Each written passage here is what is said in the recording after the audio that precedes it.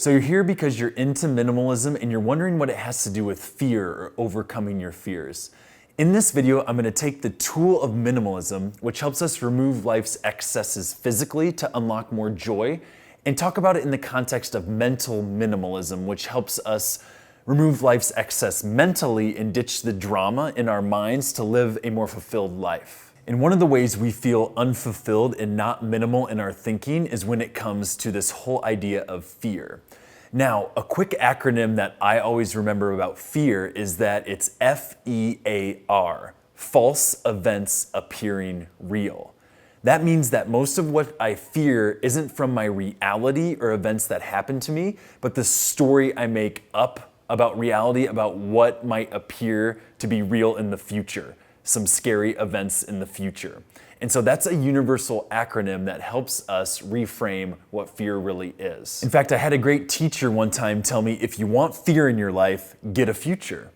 Meaning whenever I am out into the future thinking about how things are gonna play out, how that could go poorly, how I need to control the future situation, I notice that the fear really builds up inside.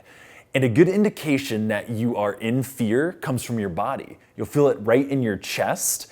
It's this like feeling that consumes you, and that's usually an indication that you're believing one of those stories out in the future, and it's a good time to think more minimal in your thinking. Simple example of fear and how this plays out is I was with my wife cleaning out our garage, and when we were reaching up to get something, this thing fell off the top of the garage and it landed on one of us, and immediately I'm like, oh my gosh, the mice are back. And we had this issue earlier with some mice in our garage, and we got it all cleaned up, but then I thought in this moment, immediately, we have a mouse again. And so I get out in the future and I'm thinking about, oh, we have a mice infestation, and how many little babies do they have, and are they chewing through the walls and chewing through our cables? And all of a sudden I am overwhelmed, I'm fearful, I think our house is gonna get eaten through. I have just lost my mind. Now, all of this thinking happened like that, where I'm out in the future fearing all of these things that are probably happening to my house. In that same moment, I gather myself and I think, what do I know for sure? And as I look down, I see that that little thing that fell wasn't actually a mouse at all. It was a little ball of tape that was rolled up from like a construction project. Now, what caused my fear? The ball of tape that fell from the top and landed on the ground? Or was it all of the stories I made up and believed about this mouse problem I was about to have to deal with?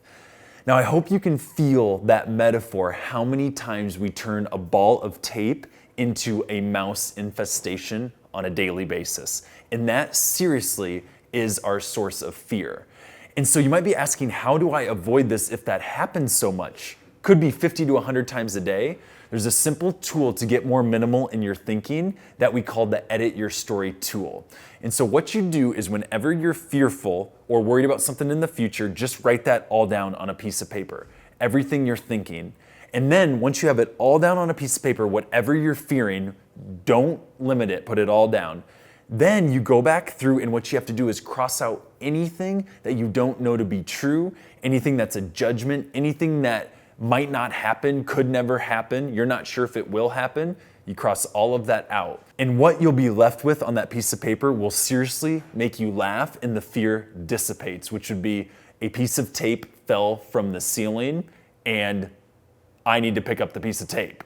Like literally there's nothing else there in your reality, it's just the story you made up about reality. Another example that happens common in my career is that I give presentations. And almost every single presentation, it's like a new surprise for me. I get in a little bit of fear about the upcoming talk. And here are some thoughts that I get thinking about what's gonna happen in the future. They're not gonna like it. I'm gonna bomb the presentation. It's not gonna go well. There's gonna be a heckler in the crowd that tries to derail my presentation. They're gonna question me and pepper me with all of these things. Now, all I know for sure is, let's say the presentation's on Tuesday. I have a talk on Tuesday. Where do I get fearful? Whenever I believe all of those stories that I am making up. And so what do? Same technique. I write down everything I'm believing in that moment in the future that's causing me fear, everything I'm fearing that might happen. And I just write it down to get it out of my mind, and then I go through and cross out what I don't know to be true. Am I sure there's gonna be a heckler? No, it's gotta go. Am I sure they're not gonna like it? No, it's gotta go. And I'm back to, I have a presentation next Tuesday. That's not fearful. That's simply my reality. There's nothing to be scared of. Now, last technique is if this fear keeps coming back, which it does for every one of my presentations, but I've done that technique, the edit your story, so many times that it's like, oh, good one. Oh, good one. You're trying to scare me again. Oh, good one. And so I'm good there. But every once in a while, there's a time where the fear keeps coming back strong. And that is where I go on to the next step and investigate it. I write down, again, what I'm fearing, and if something keeps coming back and hanging around, let's say it's an industry I've never been in, let's say it's a group I've never worked with, I then say, what do I know for sure? Get down to the facts. Let's say it's a group of doctors I'll be talking to. What I then do is if it hangs around as fear, I ask myself a different question. What could I do to increase my fluency in that industry to see if that gets rid of some of my fear? All I know for sure is I'm speaking next week to a group of doctors. What could I do next to increase my fluency? I could figure out what they are focused on in their industry. I could research some more what the trends are.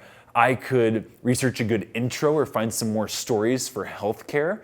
I could do all of these things that then, if I took action, would dissipate some of that fear. And I tell you, every time I do that second step and get a little bit more skillful and fluent and knowledgeable in that which I fear, ironically enough, the fear goes away. And so thank you guys so much for watching this video. I hope those were some great techniques for you to identify what's causing you fear and have a nice way out of that fear to be able to get you back on track and neutral and drama-free. It removes the clutter and it'll get you back to thinking like a mental minimalist. Good luck.